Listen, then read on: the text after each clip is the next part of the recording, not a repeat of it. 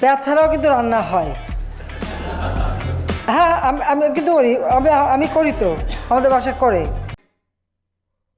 মিষ্টি কুমড়া দিয়েও খুব ভালো বেগুনি বানানো যায়, সেভাবে আমরা করি, সেভাবে করা যায়। মাছের কাটা একটা সমস্যা, অনেকে মাছ খেতে চায় না, কিন্তু প্রক্রিয়াজাত করলে পরে কিন্তু এই কাটাও কিন্তু নরম করে ফেলা যায় এবং খাওয়া যায়।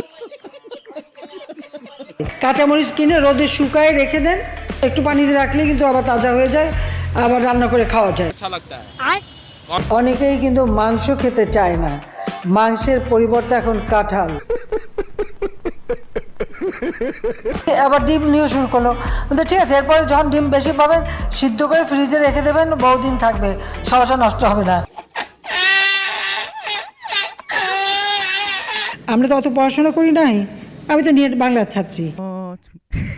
পাকা পাকা কথা শুনতে হয়, আমি ওটা শুনতে রাজি। নাটক কম করো প্রিয়া, তুমি যে মিথ্যা বল আমি জানি।